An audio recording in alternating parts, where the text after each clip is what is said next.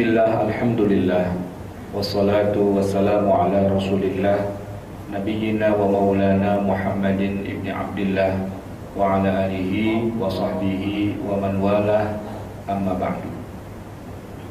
Jamaah Bapak Ibu yang dimuliakan Allah, alhamdulillah, setelah kita selesai mengerjakan satu kewajiban kita di siang hari ini, sholat zuhur berjamaah, kita punya kesempatan untuk duduk sebentar di tempat yang mulia ini sambil beriktikaf, sambil mendengarkan disampaikannya ilmu agama yang insya Allah bermanfaat buat kita semua. Semoga sepanjang kita duduk di sini sampai akhir nanti kita selalu di bawah perlindungan dan doa dari para malaikat yang terus-menerus memintakan ampunan untuk kita. Amin ya rabbal alamin. Salat tahajud, kita akan bahas yang pertama dari segi bahasa. Tahajud itu dari kata hajada. Hajada bahasa Arab ya, ha, jim, dal. Itu kata dasarnya. Nah, kata dasar ini punya dua makna yang saling bertentangan. Hajada bisa bermakna tidur, tapi di sisi lain juga bisa bermakna tidak tidur alias begadang. Nah, kalau hajada itu dibuat dalam bentuk isim fa'il, al-hajid itu artinya, ini dalam kitab Lisanul Arab, hajid itu orang yang tidur. Jadi kalau dibilang hajada artinya nama billaili, tidur pada malam hari. Hajada ditambahkan huruf ta, tahajjada gitu ya. Dan orangnya disebut mutahajjid, itu malah artinya kebalikannya. Kalau hajada itu tidur di malam hari, kalau tahajjada artinya melek, bangun, begadang, tidak tidur di malam hari. Jadi secara bahasa boleh kita terjemahkan tahajud itu artinya begadang. Jadi kalau seandainya nanti lagunya Oma Irama mau ditranslate ke bahasa Arab, itu tahajudlah tahajud, begadang jangan begadang. Tapi itu kan secara bahasa. Sedangkan secara istilah dalam ilmu fikih, kalau disebut dengan kata tahajud artinya bukan sekedar begadang, tapi yang dimaksud dengan tahajud adalah sholat. Kerjaan kita mengerjakan sholat yang dimulai dengan takbiratul ihram yang diakhiri dengan salam. Jadi tahajud itu kalau secara bahasa artinya begadang. Secara bahasa main gaple, ngobrol, chatting dan sebagainya itu, wah lagi sibuk kenapa tahajud? Iya sih, secara bahasa artinya memang tahajud itu begadang. Tapi secara istilah yang dimaksud dengan tahajud adalah as-salatu at-tatawwu, salat yang hukumnya sunnah, fil laili yang dikerjakan pada malam hari, ba'dan naumi sesudah bangun dari tidur. Sesudah bangun dari tidur walaupun bukan merupakan syarat, tetapi seperti itulah Rasulullah melakukannya. Hampir tidak pernah Rasulullah bertahajud sebelum tidur. Kebanyakannya atau lebih seringnya, bahkan sebagian ulama bilang tidak pernah Rasulullah tahajud itu habis sholat isya terus sholat terus dia bilang itu tahajud loh, enggak. Tapi yang dimaksud dengan tahajud adalah ketika Rasulullah tuh sudah selesai sholat isya, dan biasanya beliau sudah sholat isya sudah tidak ada janjian, sudah tidak ada acara, tidak ada kegiatan, tidur di awal malam. Nanti sangat pagi sekali, dini hari, jauh sebelum subuh itu, lah beliau sudah bangun. Disitulah waktunya beliau untuk melakukan tahajud. Oleh karena itu ada sebuah hadis yang bunyinya, yahsibu ahadukum idza qama minal laili yusalli hatta yusbiha annahu qad tahajjada. Innama tahajjud al-mar'u yusalli as-shalah ba'da raqdatin. Banyak orang yang mengira bahwa yang namanya tahajud itu yang penting sholatnya di malam hari. Padahal sesungguhnya yang namanya tahajud itu adalah seseorang mengerjakan sholat ketika dia sudah bangun dari tidur malamnya. Sudah bangun dari tidur malamnya. Nah, jamaah yang dimuliakan Allah, ada beberapa istilah yang terkait dengan tahajud atau yang saling berhimpitan. Misalnya kita mengenal istilah qiyamul lail. Qiyam itu artinya bangun, lail artinya malam. Nah, biasanya tahajud ini sering dimasukkan dalam kelompok besar yang namanya qiyamul lail. Kalau kita melakukan qiyamul lail, ada banyak acaranya, termasuk orang itu i'tikaf, mendengarkan majelis taklim, membaca Al-Quran, berzikir, berdoa, minta ampun, munajat, muhasabah dan seterusnya. Salah satu mata acaranya adalah tahajud. Jadi tahajud itu adalah memang qiyamul lail, tapi qiyamul lail kadang-kadang tidak berbentuk tahajud.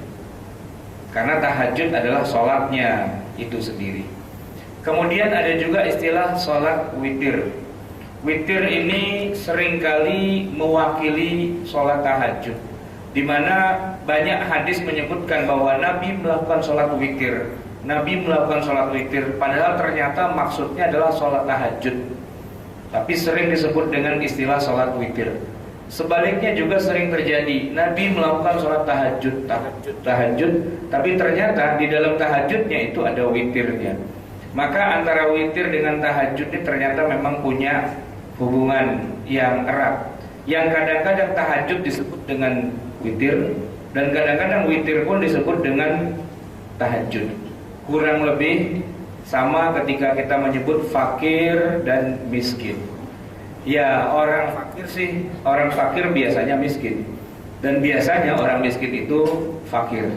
Sehingga kita sering menyebutnya ya sudahlah, fuqara wal masakin, gitu saja. Walaupun sebenarnya kalau kita teliti lebih dalam, rupanya antara fakir dan miskin tetap ada perbedaan. Begitu juga antara witir dengan tahajud, ya sebenarnya ada perbedaan. Hanya saja dalam banyak nas, dalam banyak hadis gitu ya, sering disebutkan autara Rasulullah. Rasulullah berwitir, tapi witirnya 11 rakaat. Pernah nggak diantara kita ada yang witir 11 rakaat? Hampir nggak pernah ya.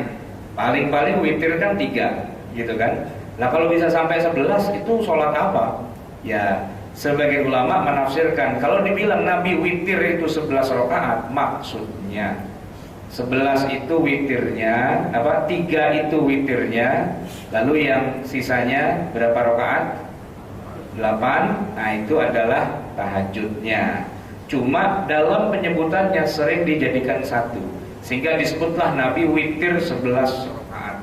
Padahal sebenarnya yang dimaksud ya sholat malam itu witir juga namanya, dan penutupnya yaitu disebut witir juga. Walaupun secara bahasa witir itu artinya adalah ganjil, sholat yang rakaatnya ganjil. Jamaah yang dimuliakan Allah, ini terkait dengan pengertian dan batasan-batasan. Sekarang kita bicara tentang pensyariatan. Dalam syariat Islam, sholat yang pertama kali Allah wajibkan itu ternyata bukan sholat 5 waktu. Sebab sholat 5 waktu itu baru ada ketika Nabi Mi'raj, dan tahun kejadiannya adalah sudah di tengah-tengah masa kenabian, bukan di awal-awal, tapi menjelang hijrah. Sebagian ulama bilang setengah tahun sebelum hijrah, ada yang bilang 1 tahun, 1,5 tahun, pendeknya di tengah-tengah itulah. Bahkan sebagian ulama mengatakan setelah Nabi mengalami kegalauan, ditinggal oleh pamannya tercinta dan juga istri tercinta Abu Thalib dan Khadijah, maka Nabi galau, dalam keadaan putus asa. Bahkan upaya beliau untuk hijrah ke Taif itu pun juga tidak mendapatkan hasil yang diinginkan. Nabi akhirnya menangis, berdoa, dan kemudian setelah itu Allah mengajaknya jalan-jalan ke langit yang 7.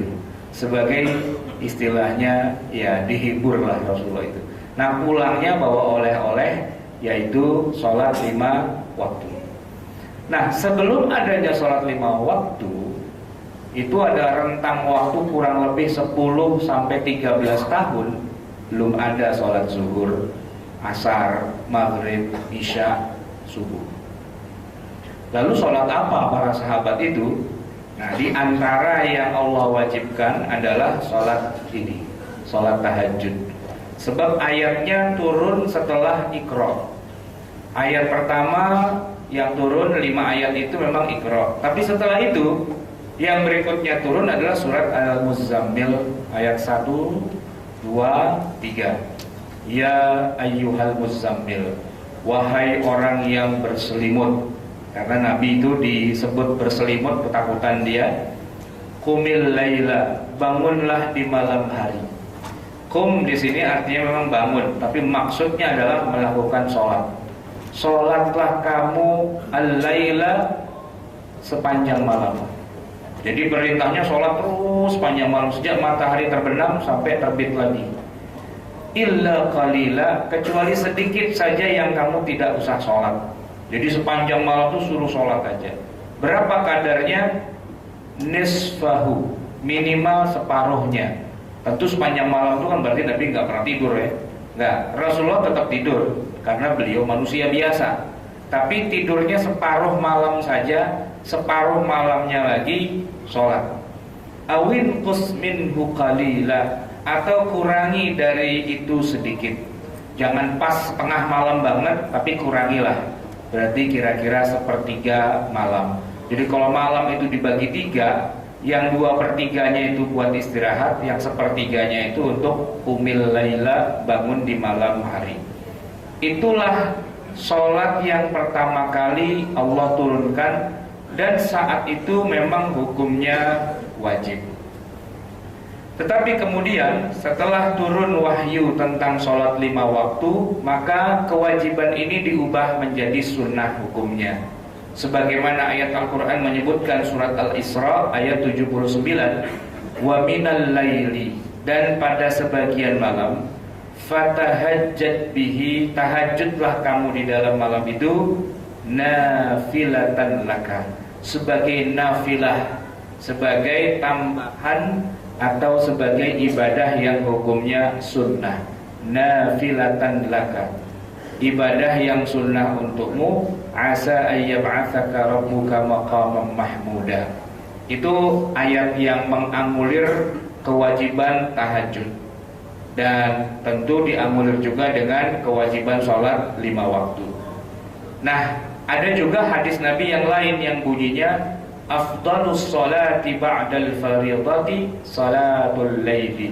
Sholat yang paling utama, yang paling tinggi derajatnya sesudah sholat-sholat fardu yang 5 waktu itu, sholatul laili, sholat pada malam hari, ay bima'na sholatul tahajud. Ini adalah hadis yang diriwayatkan oleh Imam Muslim. Dan kemudian ada hadis yang lain, alaikum biqiyamil laili, hendaklah kalian itu mengerjakan qiyamul lail atau tahajud. Fa innahu da'bus shalihin qablakum, karena sholat tahajud itu adalah kebiasaan orang-orang soleh di zaman sebelum kamu. Wa huwa qurbatun lakum ila rabbikum, dan sholat tahajud itulah bentuk nyata kalau kita mau mendekatkan diri pada Allah. Jadi kurbah, mendekatkan diri pada Allah itu bentuk realnya apa? Bentuk realnya bukan munajat gitu, bukan kemudian merenung, bukan melakukan introspeksi seperti yang sering disebutkan oleh artis-artis, itu bukan. Kalau mau bilang mendekatkan diri pada Allah, bentuknya yang paling utama dan real adalah sholat tahajud. Kalau ada orang ngaku saya berusaha mendekatkan diri pada Allah, oh jam berapa sholat tahajud? Enggak juga sih. Nah, itu namanya enggak mendekatkan diri. Ya, orang mendekatkan diri pada Allah itu bentuk realnya adalah melakukan sholat tahajud. Wa mukaffiratun lis-sayyi'at. Nah, ini yang penting juga. Sholat tahajud itu fungsinya adalah menggugurkan dosa-dosa. Orang kalau punya dosa, setiap hari kan kita pasti ya ada saja dosa, yang kita sengaja, tidak sengaja, yang kecil, yang besar, yang kita tahu, yang kita nggak tahu, yang sebenarnya kita nggak mau tapi kena dosa juga dan sebagainya, yang kita kehendaki ataupun yang kita udah berusaha menghindar ternyata kena juga. Nah, itu kalau membersihkannya setahun sekali agak susah karena udah karatan, udah berkerak, susah dibersihin. Maka untuk membersihkannya sebenarnya adalah salat tahajud. Wa mukaffiratun lis-sayyi'at. Dia membersihkan setiap malam dari kotoran-kotoran dosa-dosa kita. Wa munhatun 'anil ismi, dan mencegah kita terjebak ke dalam dosa. Kalau sudah terlanjur dosa, dibersihin dengan tahajud. Dan besoknya kita dengan tahajud itu akan mendapatkan imunitas. Imunitas itu bawaannya nggak jadi melulu kalau mau bikin maksiat. Ini contoh bawaannya nggak jadi melulu kalau mau maksiat tuh contohnya adalah Nabi Yusuf alaihi salam.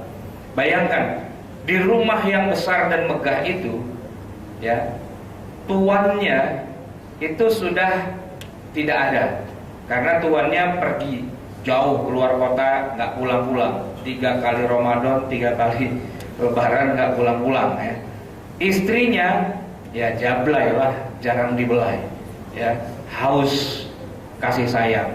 Nabi Yusuf tinggal di rumah itu, mana udah ganteng gitu ya, mana senyumnya menawan gitu kan. Dan Nabi Yusuf juga sudah sangat membutuhkan punya pendamping, karena secara manusiawi, ya, kebutuhan biologisnya itu sudah tidak bisa ditahan lagi. Sudah waktunya dia menikah, tinggal bersama istri orang, yang mana istri orang itu juga ngebet banget sama Nabi Yusuf. Itu bukan menghina ya, karena Al-Quran yang bilang. Di dalam surat Yusuf itu disebutkan, walaqad hammat bihi wa hamma biha. Ini perempuan istri Al-Aziz ini hammat bihi, nafsu banget sama Nabi Yusuf itu, pengen banget ya, mukanya itu muka pengen, mupeng, ya kan? Nggak boleh lihat Nabi Yusuf bergerak dikit, bawaannya udah pengen, ya udah pengen nguber aja gitu kan. Dan ternyata Nabi Yusuf juga manusia. Nabi Yusuf juga manusia yang juga dia bisa merasakan bahwa ada getaran-getaran cinta dari sebenarnya itu masih majikannya sendiri, atasannya, bosnya, tapi perempuan. Maka di dalam Al-Quran disebutkan wahamma biha. Nabi Yusuf juga senang juga sama wanita itu. Serumah, nggak ada siapa-siapa. Kalaupun melakukan apa-apa juga nggak ada yang tahu, gitu kan? Suaminya entah tahu ada di mana. Gitu.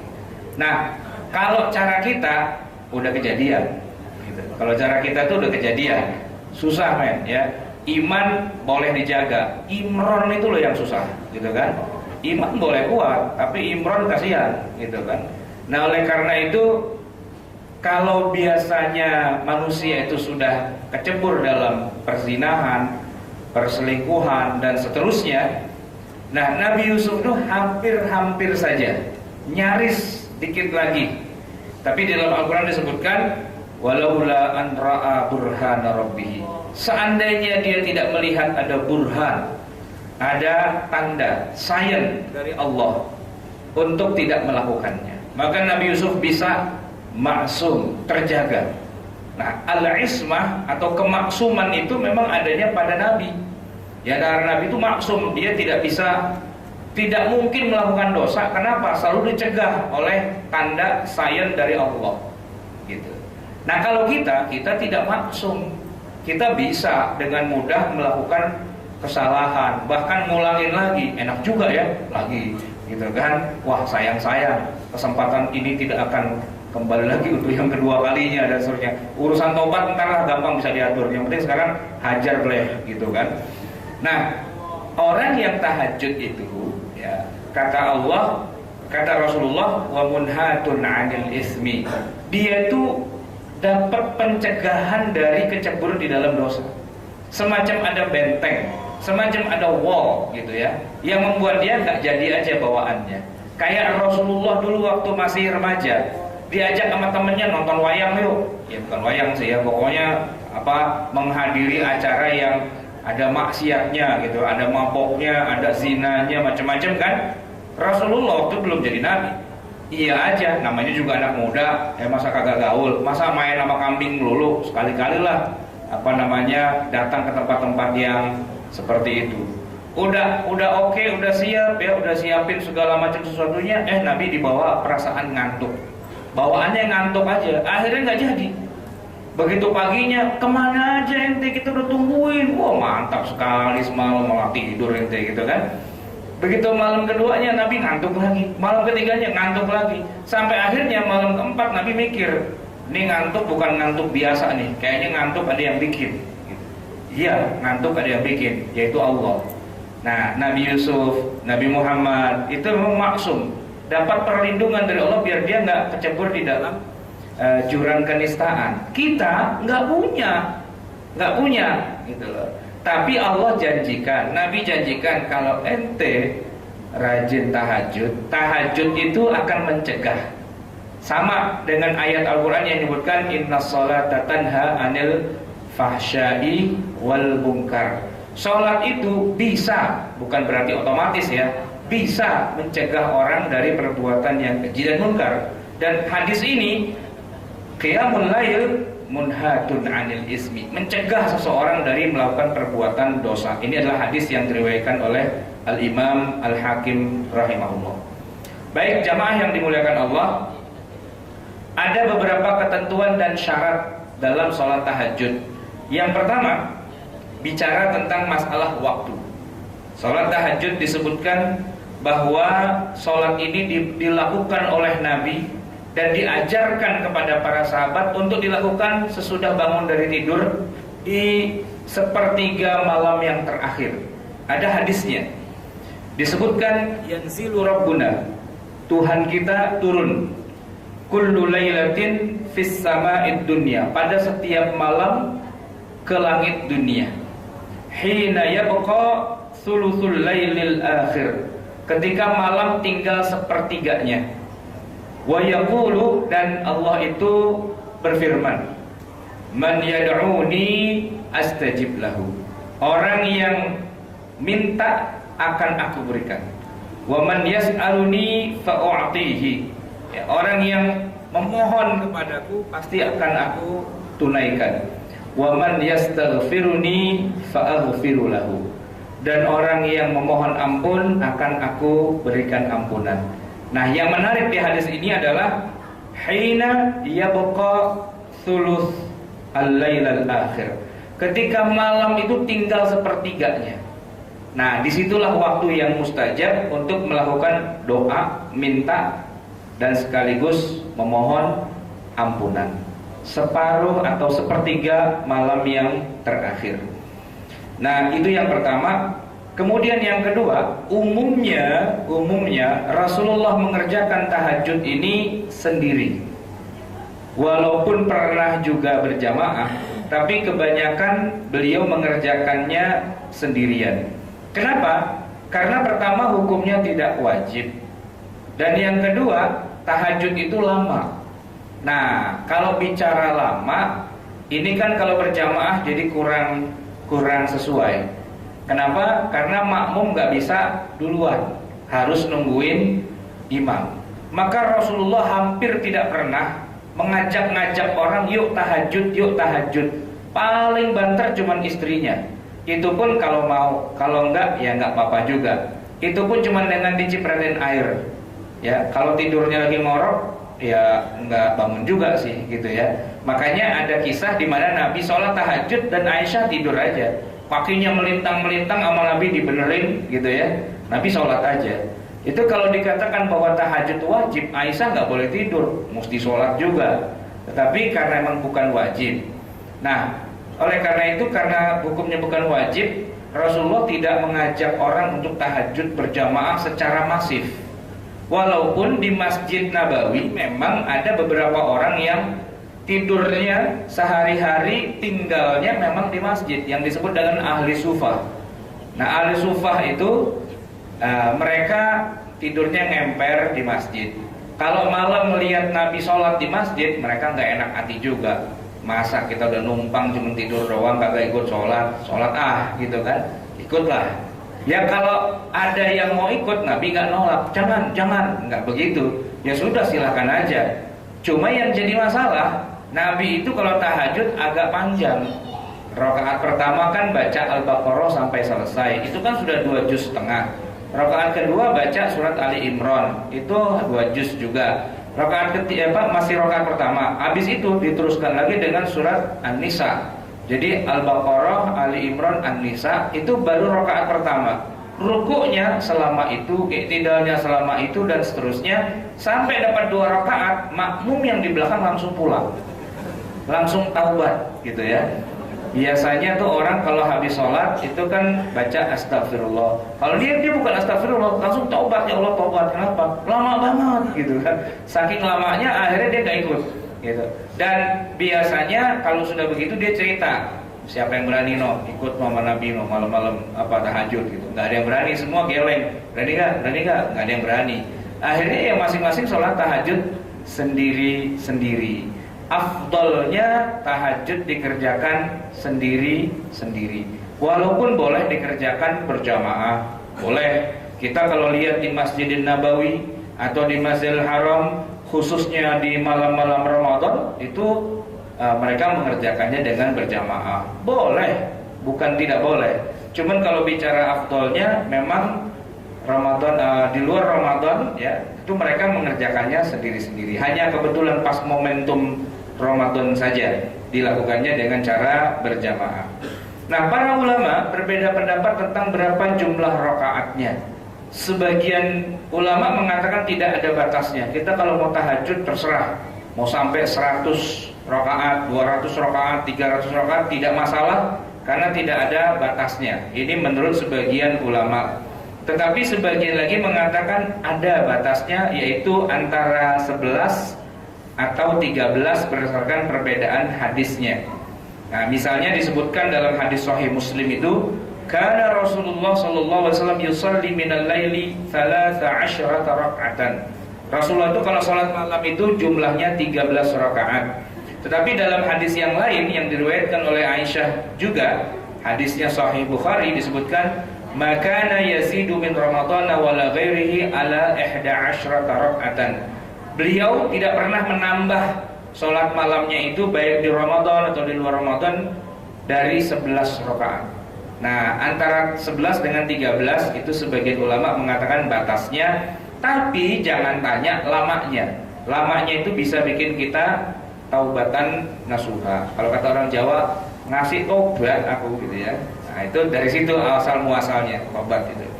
Tetapi ada juga satu pendapat, misalnya mazhab Syafi'i mengatakan bahwa tidak ada batasannya, silahkan saja berapapun jumlah rakaatnya, asalkan kuat, asalkan mampu, asalkan bangun gitu ya. Silahkan saja sebanyak-banyaknya, selama-lamanya. Karena juga ada hadis yang lain riwayat Imam Ahmad yang menyebutkan as-salatu khairu mawdu'in man syaa aqalla wa man syaa aktsara. Salat adalah sebaik-baik perbuatan. Siapa yang mau silahkan dia aqalla, menyedikitkan rakaatnya, wa man syaa, dan siapa yang mau aktsara, dia perbanyak jumlah rakaatnya. Tapi berapapun jumlah rakaatnya, yang disepakati para ulama adalah bahwa sholatul laili masna masna. Salat yang dikerjakan pada malam hari itu masna masna. 2 rakaat salam, 2 rakaat salam. Walaupun Nabi mengerjakannya 11, tapi bukan berarti 11 langsung tancap gas, bypass, tidak pakai tahiyat awal langsung 11 rakaat langsung salam. Enggak. Karena hadisnya juga sahih, disebutkan oleh Imam Bukhari dan Imam Muslim di dalam masing-masing kitab sahih mereka, bahwa Rasulullah bersabda, salatul laili, salat yang dikerjakan malam hari itu, maksudnya tahajud, witir dan sebagainya, masna masna, ngerjainnya 2 rakaat salam, 2 rakaat salam. Oleh karena itu, walaupun misalnya Nabi disebut 11, tapi tetap 2. Bahkan witirnya pun sebagian ulama mengatakan walaupun kita witir 3, tapi tetap dipecah 2 rakaat salam, sisanya 1 rakaat. Dengan dasar hadis ini, bahwa sholat malam termasuk di dalamnya witir itu dikerjakannya 2 baru 1. Tetapi sebagian ulama ada juga yang beranggapan bahwa tahajudnya lah yang 2, nanti witirnya yang 3 tancap tanpa ada istilahnya tahiyat awal. Yang manapun di antara keduanya itu tentu sah dan sama-sama berpahala. Yang tidak berpahala adalah yang tidak mengerjakannya. Satu lagi yang menarik dari tahajudnya Rasulullah adalah bahwa tahajud yang dikerjakan Nabi itu tidak terkait dengan malam 1 Muharram, tidak dengan malam tahun baru gitu ya. Tidak ada kaitannya dengan event-event. Ya, nggak kayak kita. Kalau kita kan Qiyamul Lail itu biasanya menunggu ada event, wah malam 1 Muharram tahun baru Islam, ada tahajud deh gitu ya. Atau ada aktivitas apa yang kemudian kita nginap bareng-bareng mabit di masjid tertentu, lalu kita mengerjakan sholat tahajud berjamaah. Tidak seperti itu yang dilakukan oleh Rasulullah. Beliau mengerjakannya adalah setiap malam. Jadi ketimbang tahajud itu lama panjang tapi cuma setahun sekali, akan lebih baik tahajud itu pendek saja, singkat, tapi tiap malam. Paling tidak rutin lah gitu.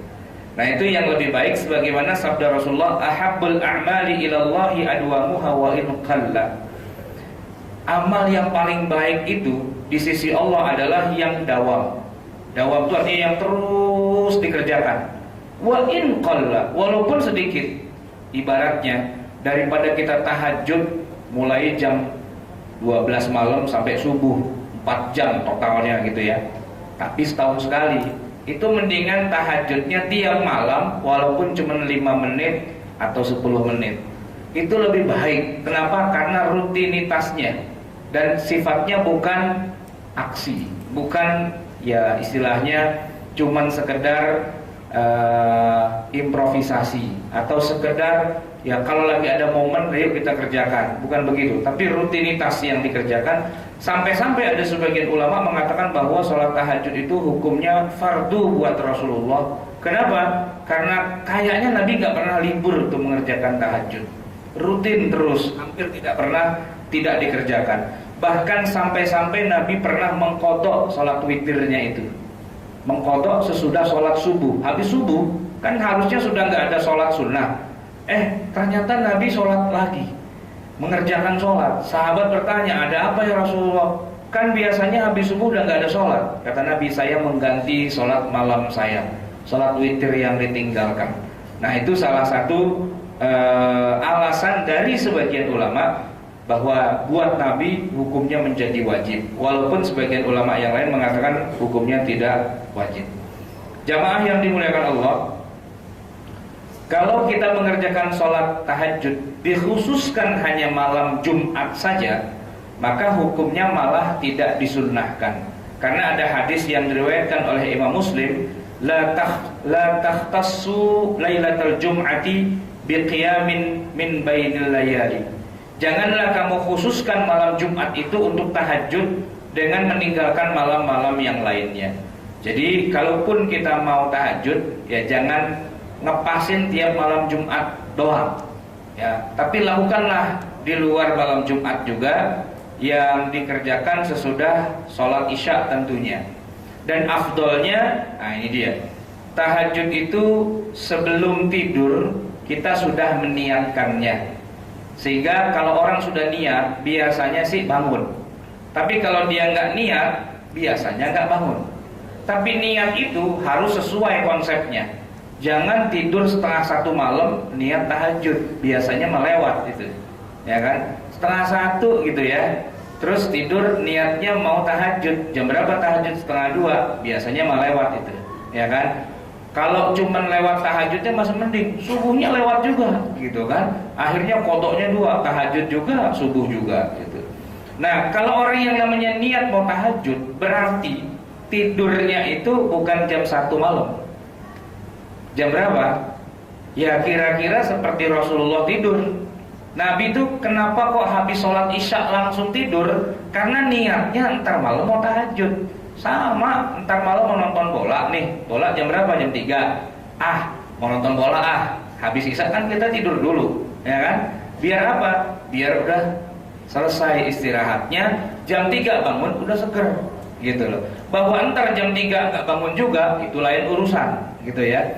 Nah, sehingga kata Nabi, ya, siapa yang tidur kemudian sambil dia berniat mau tahajud nanti malam, gitu ya, ternyata dia kebablasan, ya, faghalabathu 'ainahu, matanya mengalahkan dia, hatta asbaha, bangun-bangun udah subuh, kutibalahu manawa, sudah dapat pahala, dicatat apa yang dia niatkan. Enggak tahajud tapi dapat pahalanya, tapi niatnya jelas, yaitu habis sholat isya tidur gitu. Tapi kalau niatnya jam 1 malam baru tidur sambil niat mau tahajud lewat, nggak ada pahalanya. Namanya nggak niat, cuman pengen doang ya. Pengen sama niat itu beda. Pengen sama niat itu beda. Orang kalau nabung nih, tiap hari rajin nabung, niatnya pengen pergi haji, tapi tiap hari dia nabung gitu ya, itu namanya niat. Tapi nggak pernah nabung, nggak pernah apa gitu kan. Terus tanya mau pergi haji, mau sih gitu. Itu cuma mau doang, tidak niat. Kenapa? Kagak nabung, nggak nyiapin sesuatu. Nah, yang namanya niat itu, kalau orang sholat dikatakan niat, itu dia sudah ada di masjid. Sebelumnya dia sudah wudhu, sudah menutup aurat, sudah menghadap kiblat, tinggal takbiratul ihram, itu namanya niat. Nah, kalau dia masih di rumah, masih tidur, itu namanya kagak niat, cuma pengen doang. Pengen sih sholat subuh ke masjid sekali-sekali gitu. Itu namanya pengen, bukan niat. Kalau yang namanya niat, udah siap mengerjakan. Nah, yang namanya niat tahajud itu, niatnya ketika lagi sore-sore habis sholat isya. Habis sholat isya kita jam berapa nih? Sekarang kan isya awal ya. Taruhlah isya jam 7 misalnya.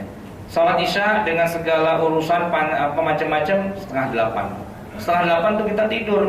Nawaitunya, ya Allah, ntar jam 3 malam saya pengen bangun gitu. Itu kemungkinan besarnya bangun, asalkan tidurnya setengah 8. Itu aja setengah 8, setengah 9, setengah 10, setengah 11, setengah 12, setengah 1, setengah 2, setengah 3. Ya kan, udah 7 jam setengah lagi kita bangun jam 3. Ya bisa lah, orang badan kita udah fresh, udah istirahat, sudah lengkap semua hak-haknya kita tunaikan. Nah, makanya kenapa kok Rasulullah bisa tiap malam tahajud, siangnya nggak pakai tidur lagi, karena tidurnya sudah dimulai dari awal, dari habis isya. Lah kita yang susah gitu kan, isya masih di kantor, gimana mau tidur gitu ya. Mau tidur di kantor, bisa juga sih. Orang-orang pada pulang kita tidur gitu kan. Ntar jam 3 malam kita bangun, tahajud di kantor. Lah kagak pulang berarti kan. Nah, ini yang agak susahnya di situ. Tapi ala kulli hal, itu contoh sunnah yang diajarkan Nabi ketika melakukan sholat tahajud, yaitu niat pada saat mau tidur, dan tidurnya dilakukan di awal waktu. Wa kana yastahibbu ayyakhiral isya. Kadang-kadang kalau banyak kerjaan Nabi mengakhirkan sholat isya. Wa kana yakrahun nauma qablaha. Tapi Nabi tidak suka melakukan aktivitas kalau sudah mengerjakan sholat isya. Walaupun kadang-kadang isyanya dia mundurin, tapi ya itu kan kadang-kadang. Seringnya ya mengerjakan sholat isya pada waktunya. Yakrahun nauma, yakrahu an-nauma qablaha. Nah, jadi beliau selalu melakukan itu, dan tidak ada yang tekor, sebab Nabi berpesan waqum wanam, ya, bangun dan juga tidur diseimbangkan. Fa inna li jasadika 'alaika haqqan, tubuhmu itu punya hak untuk ditunaikan. Wa inna li 'ainaika haqqan, juga matamu itu juga punya hak juga. Wa inna li zaujika 'alaika haqqan, istrimu juga punya hak untuk itu. Maka diseimbangkan, ada waktu untuk keluarga, ada waktu untuk istirahat tidur, dan ada waktu untuk bertahajud. Nah, komposisinya tahajud itu di akhir, bukan di awal, bukan di tengah, tapi di akhir. Dengan itu maka semoga Allah Subhanahu wa taala memudahkan kita untuk bisa mengerjakan salah satu sunnah nabinya, yaitu melakukan sholat tahajud pada setiap malamnya. Walaupun barangkali belum bisa rutin, walaupun barangkali belum lama seperti lamanya sunnah Rasulullah SAW, tetapi semoga kita dimudahkan dan dilancarkan, dan juga dibikin ngantuk sejak awal malam, biar malam hari di akhir malam itu kita bisa punya kesempatan untuk berduaan saja bersama Allah, Tuhan yang kita cintai. Baik, sampai di sini jamaah sekalian, saya akan akhiri. Kalau ada pertanyaan silahkan, tapi kalau tidak ada, kita cukupkan sampai di sini. Semoga Allah Subhanahu wa taala mengampuni dosa-dosa kita dan menjadikan kita sebagai orang yang nanti akan dimasukkan ke dalam surganya. Kita meninggalkan ini dalam keadaan husnul khatimah. Amin ya rabbal alamin. Wabillahi taufiq wal hidayah. Wassalamualaikum warahmatullahi wabarakatuh. Waalaikumsalam warahmatullahi wabarakatuh. Terima kasih kepada Ustaz yang telah memberikan ilmunya. Semoga bermanfaat bagi kita semua. Untuk selanjutnya sesi tanya jawab. Apabila dari jamaah ada yang mau bertanya, kita batasi aja 2 aja ya. Oke, 1.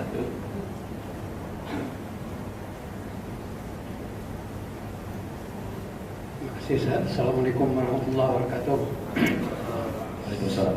Sebagaimana yang disampaikan tadi bahwa tahajud itu dilaksanakan sebagai penutup salat malam satu-satunya. Dan ada juga hadis lain yang mengatakan bahwa Rasulullah pernah memberikan suatu hadiah kepada sahabat yang mana disampaikan para sahabat untuk ada 3, satu diantaranya malah witirnya itu di sebelum tidur. Satu hadis mengatakan sebaiknya witir sebelum tidur, satu lagi penutup malam. Yang mana yang kita pegang? Terima kasih. Jadi begini Pak, defaultnya witir itu dilakukan sebagai penutup dari sholat malam sebelum sholat subuh. Bahkan Nabi sering disebut berkejar-kejaran sholat witirnya dengan datangnya waktu subuh. Itu defaultnya.